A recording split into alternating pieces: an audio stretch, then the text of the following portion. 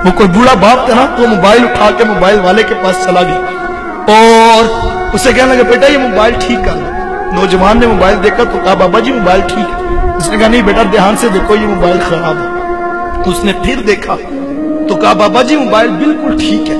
दूसरी मरतबा जब बूढ़े के हाथ में मोबाइल पकड़ाया तो बूढ़े की आंखों में मोटे मोटे आंसू आ गए और उसकी हिचकी बंद गई। उसने कहा बेटा अगर ये मोबाइल ठीक है तो इसके ऊपर मेरे बेटे की कॉल क्यों नहीं आती है? मैं सारा दिन कान से लगा के बैठा रहता हूँ कि मेरा बेटा अभी मुझे कॉल करेगा, मेरा बेटा अभी मुझे कॉल करेगा, लेकिन इसके ऊपर मेरे बेटे की कॉल नहीं आती है। ये बूढ़े माँ बाप है, मांगना बुरी बात है, मांगना नहीं चाहिए, लेकिन मैं सोचता हूँ कि सही जब सिग्नल पे ब्रेक लगती है, झुकी हुई कमर पे बूढ़ा हाथ तेरे शीशे के दरवाजे के आगे जब ऐसे आता है तो दिल में ख्याल तो आता है आखिर ये 60 साल की माई है, कोई इसकी भी औलाद होगी, कोई इसका भी बेटा होगा, लेकिन ये आज सड़क पर बैठकर मांगने पे मजबूर है। माँ बाप क्या मांगते हैं तुमसे? नमाज खत्म होती है तो सारे लोग उठ के घर चले जाते हैं, एक 60 साल का बूढ़ा मस्जिद में बैठा रहता है, उसको उठ के घर नहीं जाता। क्यों? उसको पता मेरी घर में किसको जरूरत है। वो मस्जिद के कारी साहब के पास बैठ के वक्त गुजार लेता है, वो अपने बेटों के पास नहीं जाता। 4 बेटे बैठे हो घर में, किसी बात पे मुशावरत हो रही हो, हर कोई आगे बढ़ के अपने दिल की राय देता है, लेकिन एक बूढ़ा बाप है जो चुप बैठा है, वो नहीं बताता अपने दिल की बात। क्यों? उसे पता मेरी बात की क्या हैसियत और क्या औकात है। जब माँ बाप ये सोचे कि 2 दिन से माँ सोच रही है मेरी दवाई मुकी है और मैं किस बेटे को किस तरह कहूं कि बेटा मेरी दवाई खत्म है और मेरे जोड़ों में दर्द बड़ा बढ़ गया, वो माँ कहती बेटा मैं क्या करूं, मैं मजबूर हूं कि मेरे से चला भी नहीं जाता और मैं लस सोचती हूँ कि मैं तुम्हें कैसे कहूं। तो जो बाहर बैठ के 2000 का दोस्तों में डिनर करके आ जाता है, माँ की दवाई की खबर लेने के लिए उसके पास ना वक्त है ना उसके पास सोच है। मैं नौजवानों से कहता हूँ आज तुम्हें बुरा लगता है, तुम कहते हो मैंने ये करना है मैंने वो करना है, तुम्हें माँ बाप का टोकना बुरा लगता है। साहिब एक वक्त आएगा जब घर से 4 पाई उठ जाएगी, वो 4 पाई जो तुझे बड़ी बुरी लगती थी तूने उठा के सेन में रख दी थी।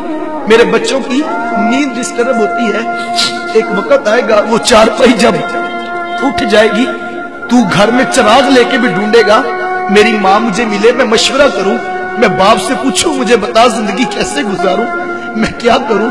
उस वक्त तुझे घर खाने को आएगा, लेकिन उस वक्त का पछताना कोई काम नहीं आएगा। अपने माँ बाप की कदर कर लो।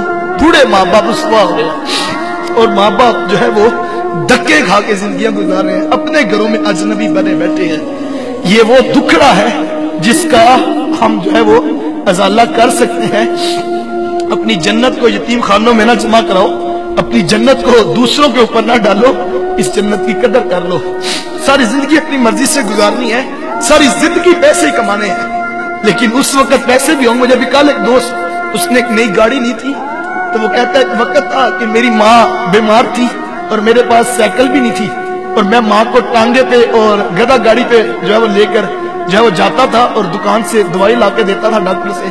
अब मैंने गाड़ी भी ले ली है लेकिन माँ नहीं है मेरे पास तो मैं गाड़ी में बिठा सकूं।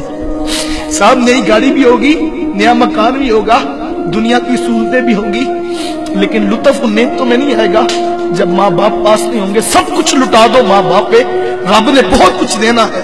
जो माँ बाप की कदर करता अल्लाह उसे थोड़ नहीं आने देता।